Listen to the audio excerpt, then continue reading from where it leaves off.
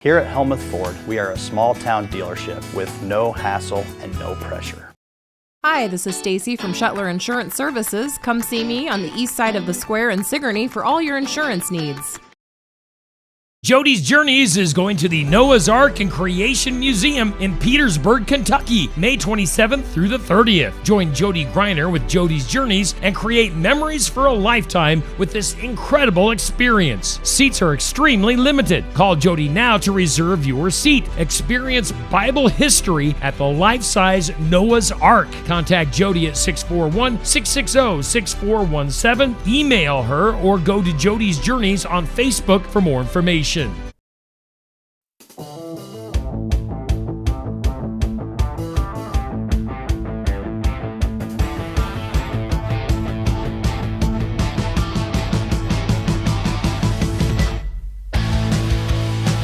And welcome in. It is time for some real talk. Keeping it real, yo. Here on Steve Shuttler Media, welcome in. It is a Monday edition of Real Talk. Pastor Aaron Fleming and myself. Of course, this show is sponsored by New Life Community Church in Wellman, Iowa, where Aaron is the pastor. What's up, Aaron?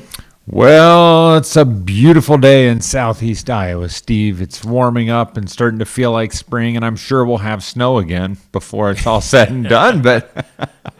Yes, indeed. Oh, it's the spring of deception. The spring of deception, yeah. And then we'll have first mud, and then second spring, and then second mud, and then finally real spring.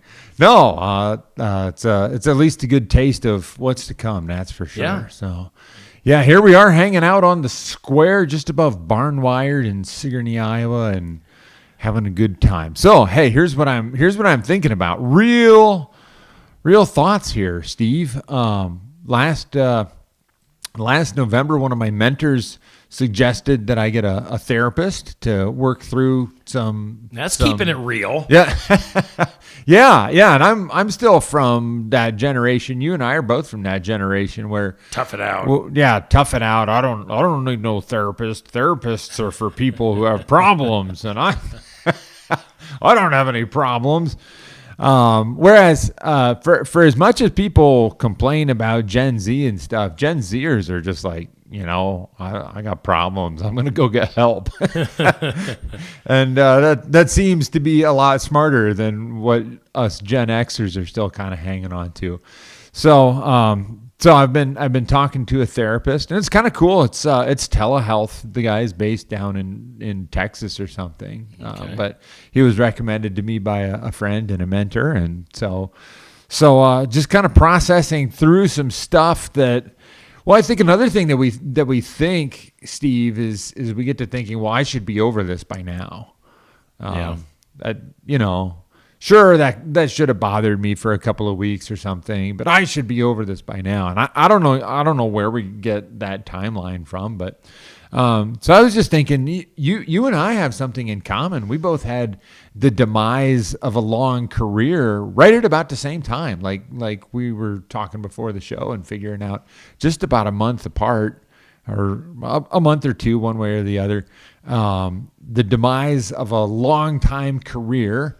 And now it's getting on towards 2 years later for both of us. And at least for me, like, I need to see a therapist because I still have feelings, Steve. Those stinking feelings. The stinking feelings. Yeah, if I could just live in a realm of pure thought. Feelingless world. Feelinglessness.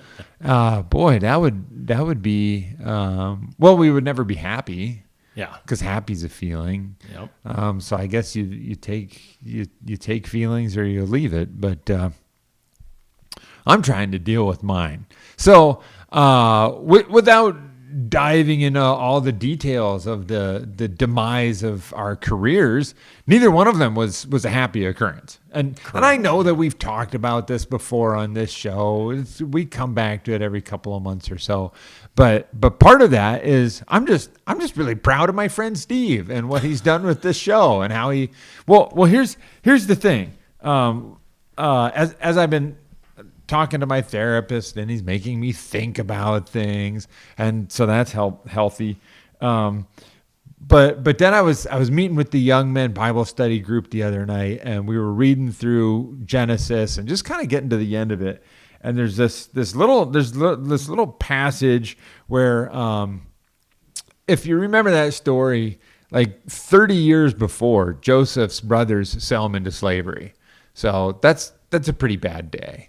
That'd give you some PTSD. Yeah. You get thrown in a pit first, and you think you're going to die there, and then your brothers are like, "Oh, just kidding. We're not going to kill you. We're going to sell you." Yay. And we're all going to get about $20 worth of silver, and we're going to go to Wendy's and Biggie size it and like have enough left over for a pack of smokes afterwards. That's what you're worth to us, little brother. So yeah, he's still angry 22 years later when he finally sees his brother again, and he throws them all in jail right away because he's become the governor of Egypt, and he can. But now we're another, I don't know, 10, 15, 20 years down the line, and their father dies. And so they come back to him, and they're begging for mercy because they're thinking maybe he was just nice to us while dad was still alive. So they throw themselves on the ground, and they're begging for mercy. And then we read these words right at the end of Genesis chapter 50. But Joseph said to them, "Don't be afraid. Am I in the place of God? You intended to harm me, but God intended it for good, to accomplish what is now being done, the saving of many lives. So then don't be afraid. I will provide for you and your children." And he reassured them and spoke kindly to them. So beautiful little story to kind of close out the book of Genesis.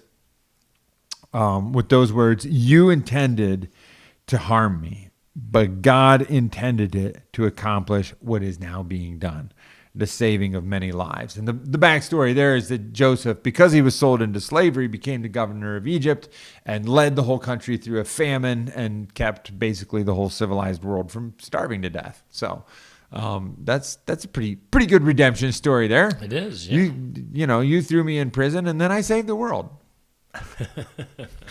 It didn't turn out so bad, but it really, really stank for at least 2 years. And I don't know, like, did Joseph get a therapist when he was in prison? Maybe, I don't know. Maybe there were some other people that he got to talk to, but maybe it was just him and God. So what I want to kind of zero in on here is to impress on all of our friends out there listening and watching online is every single one of us is going to face these kind of circumstances where somebody intended to do us harm. And that's like, most of the time we try to make excuses for other people and like, wow, they probably didn't mean to hurt me, and it's because of their mental illness, or it's because of their they didn't know any better. And like, we kind of try to do these things. But I love how Joseph is just really blunt. He says to his brothers, "Hey, you intended to harm me." And being able to say that, I think, was probably part of his forgiveness process, which he's like at least 30 years, maybe 40 years down the road from the original offense. And at this point, he's able to say with love and compassion, "Hey, I know that you guys meant to hurt me, but God intended it for good. And look at the fruit that is coming out of that." So I think what Steve and I want to ask everybody, maybe you can make comments or something and let us know if God has worked in your life like this. But as we look back on our I was going to say our failures. I don't mean our failures. I mean our traumatic experiences of other people intending to harm us. As we work through the process of forgiveness, which I think we've discovered comes in layers, right? Like, sure. Yep. We know we're Christians, so we're supposed to forgive people. And so we pray and say, "Oh God, I ask that you would forgive so-and-so." And, a month later we feel crappy again, and we go back and we pray those same prayers, and we dig down through those layers. It's just part of the process, I think. And, but at some point, can we start to look at what God is doing? What did God intend? And I don't mean to say that God did this to you. No, this was done to you by sinful humans who intended to do you harm. So I'm not getting into the kind of thing where God is in control of everything. What do we mean when we say God is in control? We'll come back to that some other time. But God is not some puppet master out there causing other people to hurt you. They intended to hurt you. God didn't intend to hurt you. But when they hurt you, God intended to do something good with that. And to what is being done now, the saving of many lives. So if you haven't stopped to start to process that, to journal about it, to pray about it, to ask God about it, God, what is your intention in the midst of this situation? So for me, there's just been a lot of opportunities to do ministry kinds of things that I would not have the time and the energy, the bandwidth. I would not have the space in my life to do some of this stuff if I was back in that old career. I just wouldn't. It was a good career. It got me into contact with a lot of different people, and there was a lot of fruit. But honestly, the circle of my influence is getting much bigger because I'm not doing that job anymore. There's a lot of opportunities for other things. I think Steve, you could probably say the same thing. This Steve Shetler Media has taken off in ways that you couldn't have imagined 2 years ago. Yeah, And, I mean, I thought, like you were saying, I thought I knew a lot of people when I was in radio, but man, last year and a half or so, the sphere of influence and the different people that I know now just far exceeds anything ever before. So this has definitely been a good thing. Yeah. But as you mentioned, when you're first going through it, it's not fun. And there's still times when it's not fun. You still have those bad feelings from when things happened to you. It still bubble up occasionally, but that's what therapists and friends and talking about it are all about. Yeah.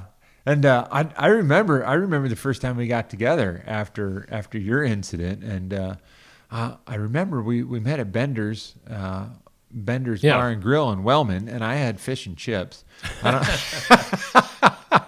Don't ask me how I remember that, but my brain seems to have a knack for remembering food. And you were pretty bummed out. You were I was bummed. I was angry. I was a lot of things. Trying to decide how to respond, and eventually the response was to start this media empire.